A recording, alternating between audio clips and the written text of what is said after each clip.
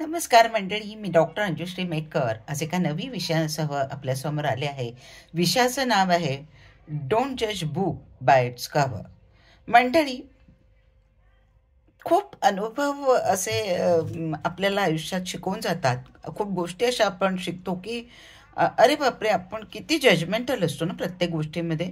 आपल्याला एखाद्या व्यक्तीबद्दल, एखाद्या ह्याच्याबद्दल आपल्याला खरं काही घेणं देणं नसतं, पण तरी आपण आपली मतं करून घेत असतो त्याप्रमाणे, आपल्या सोयीप्रमाणे, आणि आपण त्यांच्याबद्दल जजमेंट पास करत असतो.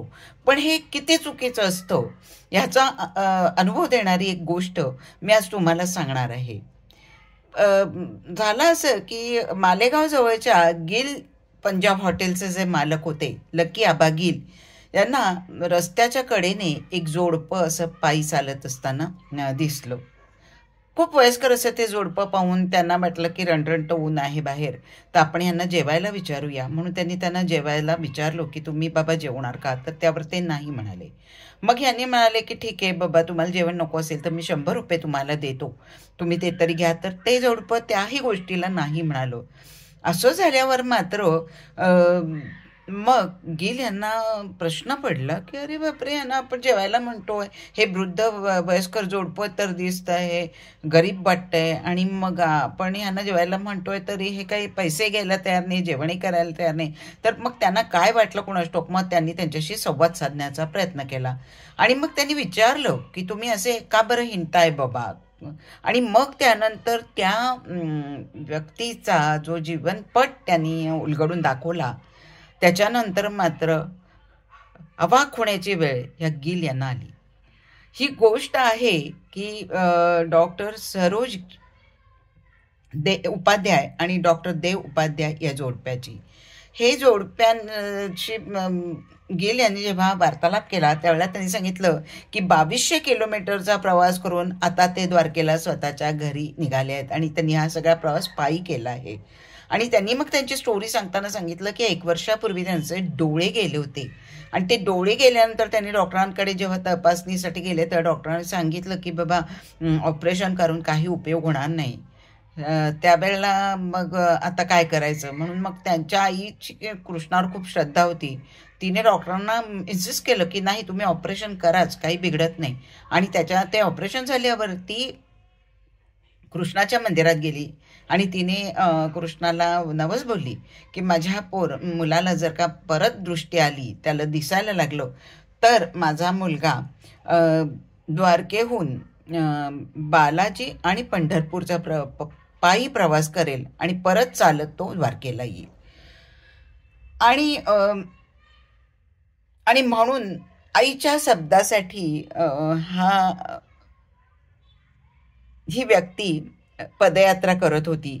आणि मग साहजिकच गिल यांना आश्चर्य वाटलं, म्हणून त्यांनी त्यांच्या पत्नीविषयी त्यांना विचारलं की ठीक आहे, तुम्ही आईच्या शब्दासाठी हा पदयात्रा करत आहात, मग या तुमच्या मिसेस तुमच्यावर का. तर त्यांनी सांगितलं की माझी बायको मला एकटीला सोडायला तयार नव्हती, आणि ती म्हणाली की मग तुम्ही निघालात, पदयात्रा करताय, तर तुमच्यावर तुमचं जेवण बनवून देण्यासाठी मी येईल, आणि म्हणून ती पण माझ्याबरोबर आली आहे.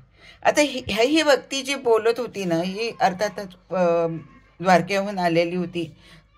ती व्यक्ती 25% हिंदी आणि 75% इंग्लिश बोलत असल्याचं त्या गिल यांना लक्षात आल्यावर त्यांचं अजूनच कुतूहल जागृत झालं, आणि त्यांना प्रश्न केला, मग तुमचं शिक्षण कुठपर्यंत झालं आहे.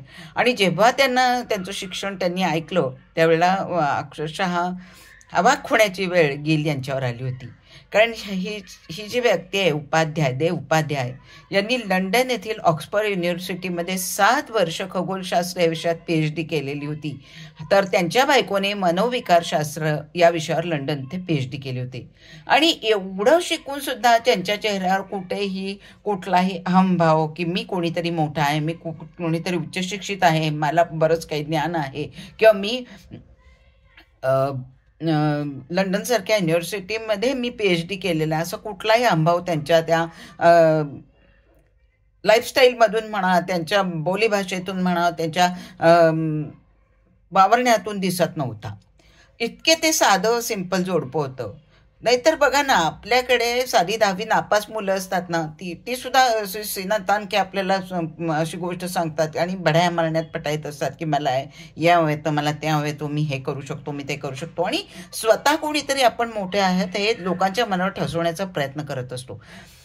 पण मंडळी, खूप काही लोक जी उच्च शिक्षित असतात ना, ती खूप डाऊन टू अर्थ असतात. त्यांनी ह्या सगळ्या गोष्टींचं काही विशेष त्यांना नाही वाटत. मी कुणीतरी मोठा आहे हे त्यांना दाखवण्याची गरज नसते, कारण त्यांची ती विद्वत्ता, बुद्धिमत्ता, शारदेचे त्यांच्यावर जे आशीर्वाद आहेत ते इतक्या पराकोटीचे असतात की ही लोक खूप सारी खूप डाऊन टू अर्थ असतात. त्यांना ह्याबद्दल मी कोणीतरी आहे सांगण्या असं असं काही गरज नसते. बरं, ह्या दोन उपाध्याय जोडीचं अजून एक वैशिष्ट्य असं होतं की सी रंगराजन हे जे गव्हर्नर आहेत त्यांच्याबरोबर आणि कल्पना चावला बरोबर यांनी कामही केलं होतं आणि त्यांच्या बरोबर त्यांचे मैत्रीचे संबंध सुद्धा होते. मग अशा ह्या लेवलची व्यक्ती रस्त्याच्या कडेला अशी चालत असताना साहजिकच गिल यांनी त्यांना विचारल्यावर त्यांच्या लक्षात आलं की बाबा, केवळ आपल्या आईने एक नवस बोलला आणि तो नवस आपल्या आईचा आपल्याला पूर्ण करायचा आहे. म्हणून हा मुलगा आपल्या आईची आज्ञा शिरसावंद्य मानून पायी प्रवास करायला निघाला.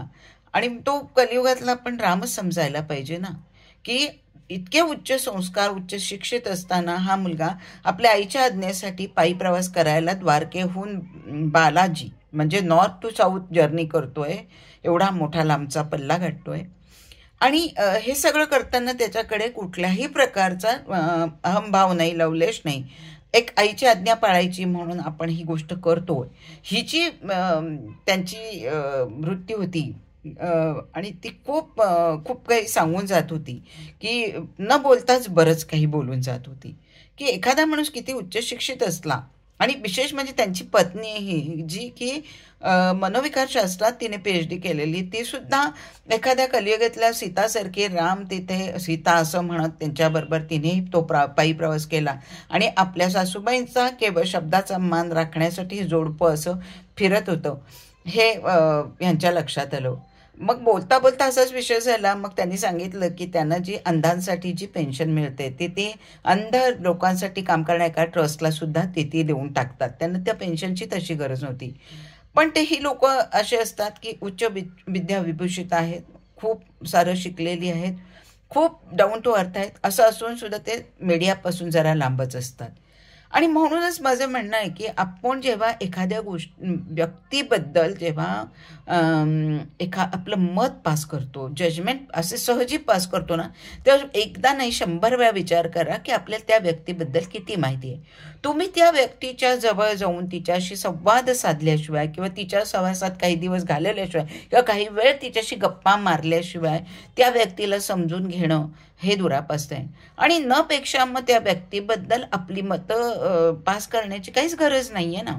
आपण जर का एखाद्याला ओळखत नाही, एखादी व्यक्ती आपल्याला जर का माहिती नाही आहे, तर तिच्याबद्दल आपल्याला बोलण्याचा काय अधिकार आहे? कारण मी तिला जर का ओळखतच नाही आहे, तर मी तिला रस्त्यावर दिसली, रस्त्याच्या साईडला दिसत आहेत, हे आता प्रवासाने 2200 किलोमीटरचा प्रवासाने दमलेले होते म्हणून साहजिकच थकलेले असल्यामुळे काळवंडलेले असणारे आणि त्यांचा अवतार भिकाऱ्यासारखा असेल म्हणून ते भिकारीच असतील असं आपण आपलं मत नाही तयार केलं पाहिजे. कारण आपण जजमेंटल होता कामा नये कोणाच्याच बाबतीत. तुम्ही ज्या वेळेला त्यांच्याशी इंटरॅक्ट होतात, एकमेकांशी बोलतात, जेव्हा संवादातून आपल्याला ती व्यक्ती कळत जाते, उलगडत जाते, त्यावेळेला आपल्याला ती व्यक्ती खरी कोण आहे हे समजत असतं. आणि मग त्यांच्याबरोबर जेव्हा आपण डिस्कशन केल्यावर जेव्हा गिल यांना लक्षात आलं की ही व्यक्ती किती महान आहे आणि किती त्यांचे विचार प्रगल्भ आहेत, किती उच्च कोटीचे विचार यांच्याबरोबर आहेत आणि किती सुंदर संस्कार आहेत यांच्यावर, आणि मग मात्र त्यावेळेला आपल्यासारखा सर्वसामान्य माणसाचा की जे आपण अर्ध्या हळकुंडात नेहमी पिवळं होतो, आपल्याला थोडंसं काही आलं, थोडंसं काही समजलं तर मी कोणीतरी मोठा, हा जो भाव आपल्याजवळ येतो, आपण स्वतःला काहीतरी विशेष समजायला लागतो ना, तो जो अहंकार असतो ना तो आपला गळून पडतो. आणि मी म्हणते हा असा आपला कुठलाही अहंकार ठेवण्याची आपण खरंच कुठली गरज नसते. आपल्याला खोट्या फुशारक्या मारणं आणि मी कोणीतरी मोठा आहे जगाला दाखवण्याची खरंच काही तशी तितकीशी गरज नसते. आपण कोण आहोत हे आपल्याला कळलेलं नाही आहे, तर आपण जगाला आपल्याबद्दल काय माहिती देणार? आणि ह्या लोकांचा हा थक्क करणारा हा 2200 किलोमीटरचा आत्तापर्यंतचा प्रवास झाला होता. गेले 3 महिने ते सतत हा प्रवास करत होते आणि अजून त्यांना द्वारकेला पायी परत जायला 1 महिना बाकी होता. तर अशा ह्या उच्च विद्या विभूषित देव उपाध्याय आणि सरोज उपाध्याय जोडपाला माझा मानाचा सॅल्यूट तर आहेच, पण अशा लोकांबद्दल आपण म्हणजे आपली नाही हो, आपली तेवढी झेप पण नाही असं मला वाटतं की आपण अशा लोकांबद्दल बोलू. कारण ना आपण स्वतःच खूप जजमेंटल असतो आणि खूप म्हणजे आपण स्वतःला काहीतरी विशेष समजत असतो ना, त्यावेळेला आपला म्हणजे मी कोणीतरी मोठा आहे, मला खूप काही समजतं आहे, मी खूप कोणीतरी म्हणजे मला कोणीतरी रिस्पेक्ट द्यावा, मला कोणीतरी समजून घ्यावा, ह्या ज्या वल्गना आपल्या मनात असतात किंवा आपण ते करून घेतलेलं असतात ना, ते किती चुकीचं आहे.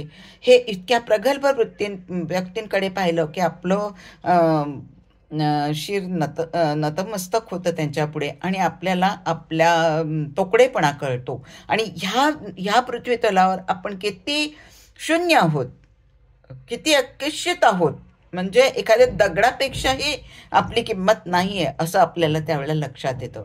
आणि म्हणूनच मंडळी, आपण नेहमी एक गोष्ट नक्कीच लक्षात ठेवली पाहिजे की एखाद्या व्यक्तीबद्दल जेव्हा आपण आपलं मत बनवत असतो किंवा आपण आपलं मत प्रदर्शित करत असतो ना, त्यावेळेला एकदा नाही 100 वेळा बोलण्यापूर्वी विचार करा, आपण त्या व्यक्तीला खरंच ओळखतो आहोत का? त्या व्यक्तीबद्दल आपण जाणून घेतलं आहे का? आपण त्या बरोबर राहिलो आहोत का? त्यांच्यावर संवाद साधला आहे का? त्यांच्याविषयी काही माहिती मिळवली आहे का? त्याच्याशिवाय आपण कोणाही बद्दल जजमेंट पास करणं खूप चुकीचं आहे. हे ऐका, सिंपल उदाहरणावरून तुमच्याही लक्षात येईल. आणि मला वाटतं की हा विचार खूप महत्त्वाचा आहे की कधीही माणसाने जजमेंटल बनू नये कुणाच्याही बाबतीत. अनलेस तुम्ही त्या व्यक्तीला पूर्ण ओळखता आहात, तिच्या सहवासात तुम्ही काही दिवस काढलेत, तिचा स्वभाव तुम्हाला माहिती आहे, ती व्यक्ती किती शिकलेली आहे, काय करते, तिचं काय काम आहे, ती कोणाबरोबर ती संपर्कात आहे, हे आपल्याला काही माहीत नसताना आपण एखाद्याबद्दल असं डायरेक्ट मत बनवणं किती चुकीचं हे यावरून लक्षात येतं. आणि म्हणूनच माझी कळकळीची विनंती आहे की डोंट जज book by it's cover. You have to read that book thoroughly and then you will come to conclusion. So, don't be judgmental. हा विचार तुम्हाला कसा वाटतो मला जरूर कळवा. आणि माझं चॅनल सबस्क्राईब केलं नसेल तर जरूर सबस्क्राईब करा. आणि अशा वेगळ्या लोकांच्याबद्दल, वेगवेगळ्या माहितीबद्दल तुम्हाला माहिती मिळवण्यासाठी स्क्रीनवर जे बेल आयकॉन येतं ते दाबा, म्हणजे माझे व्हिडिओ ज्या वेळेला येतील त्यावेळेला ते तुम्हाला ताबडतोब बघायला मिळतील. तेव्हा don't be judgmental. Bye bye.